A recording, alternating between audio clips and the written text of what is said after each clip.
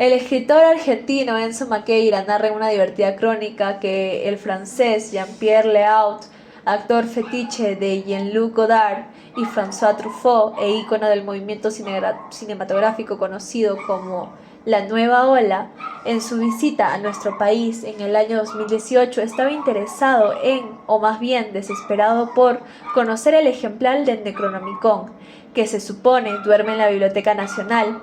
Vine a la Argentina por el Festival de Mar del Plata, pero secretamente sabía que en realidad venía a buscar el Necronomicon. Crucé el Atlántico por eso, supo confesar Laud. El escritor cuenta que tuvieron que repetirle en repetidas varias oportunidades que en todo caso no es en la Biblioteca Nacional donde debería estar el libro maldito, sino en la Universidad de Buenos Aires, y que, aunque según Maqueira, es cierto que Borges escribió una ficha para el Necronomicon, la ficha desapareció 2 años después. Incluso se dice que Borges quedó ciego después de leer el libro. En esa zona hay muchos túneles subterráneos, catacumbas. Si queremos dejar volar la imaginación, podría ser que Borges hubiera escondido el libro en alguno de esos laberintos. El niño que quiso que todo doliera. Después de la suavidad, cuando ya casi no había diferencia entre recordar y olvidar, algo volvió a tensarse, no como antes, no como ruido, sino como una pequeña insistencia. Era otro niño, nadie sabía de dónde venía, no tenía nombre claro, pero algunos sentían su presencia como un nudo en el pecho. A diferencia de Alma, él no había encontrado un libro que descansara, había encontrado un vacío. Y lo había llenado con una idea. Si todo duele, entonces al menos el dolor es real. Y así comenzó su hiperstición.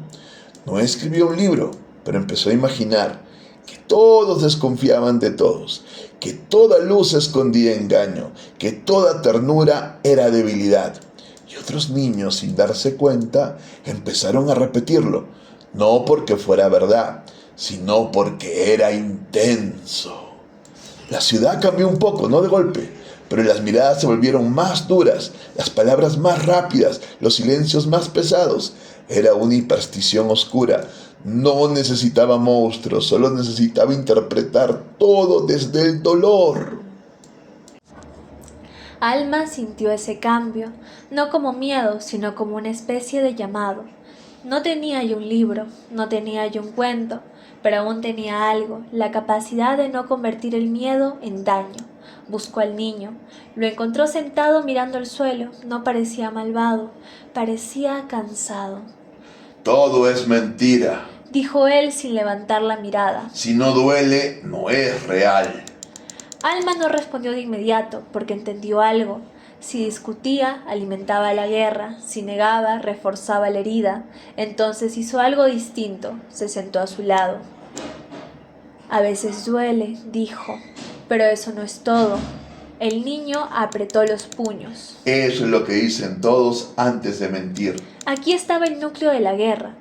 No era entre bien y mal, era entre dos formas de interpretar la realidad.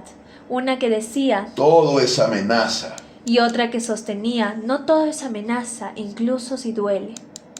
El niño miró a Alma por primera vez. Si no tengo razón, entonces todo lo que sentí no sirve. Ahí estaba, no era maldad, era miedo a que el dolor no tenga sentido. Alma sintió algo moverse dentro suyo, no un argumento, no una idea, algo más simple. Sí sirve, dijo suavemente, pero no para que todo siga doliendo. El niño no respondió, pero algo en su hiperstición tembló, porque por primera vez alguien no negaba su dolor ni lo convertía en ley universal. La guerra no terminó con una victoria. No hubo explosión, no hubo derrota.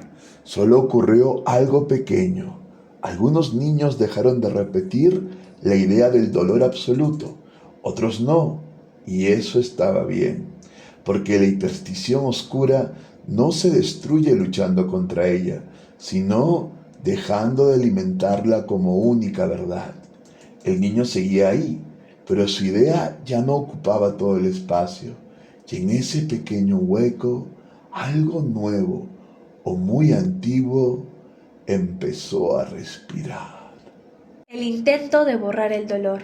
Alma vio al niño, pero esta vez no era una idea, no era una discusión, era un dolor real, un dolor que no cabía en palabras, como si algo dentro de él se hubiera roto y no supiera cómo volver a unirse.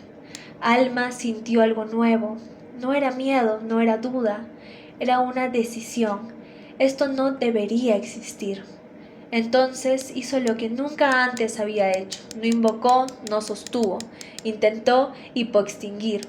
Cerró los ojos y en ese gesto profundo intentó retirar el dolor del mundo. No solo el del niño, todo dolor. Primero el dolor del niño se suavizó, luego otros dolores también, lágrimas que se detuvieron, gritos que no llegaron a salir, heridas que dejaron de sentirse. Parecía que funcionaba, el mundo se volvió liviano, demasiado liviano. Lo que empezó a desaparecer, pero entonces algo más comenzó a irse, no de golpe, muy suavemente. Las manos que antes temblaban al cuidar a alguien dejaron de temblar, pero también dejaron de importar tanto. Las palabras te quiero ya no nacían desde una herida que buscaba sanar, sino como sonidos correctos pero vacíos. El niño dejó de llorar, pero también dejó de mirar, como si nada pudiera alcanzarlo realmente. Alma abrió los ojos y comprendió con una claridad que dolía, aunque el dolor ya se estaba yendo. El dolor no era el enemigo, era una señal, un pliegue, un llamado. El borde de la extinción total. Si seguía, no solo desaparecería el dolor, desaparecería la diferencia entre herir y cuidar, entre perder y encontrar, entre amar y no amar. El mundo no sería mejor, sería indistinto. Y entonces Alma sintió algo que no había desaparecido del todo, una última resistencia, no del mundo, sino del sentido. Alma no deshizo lo que hizo. Eso sería otra forma de control. Hizo algo más sutil. Dejó de intentar borrar el dolor y empezó a acompañarlo sin hacerlo absoluto. El dolor del niño volvió, pero no como antes. Ya no ocupaba todo. Ahora tenía bordes, respiraba. El niño volvió a llorar, pero esta vez no estaba solo. Alma entendió algo que no se puede enseñar, solo atravesar. No estamos aquí para eliminar el dolor ni para glorificarlo. Estamos aquí para algo más difícil, permitir que exista sin que se vuelva todo. Y en ese equilibrio imposible entre no borrar y no absolutizar, apareció algo que no era dolor ni su ausencia, algo más profundo. La posibilidad de cuidar.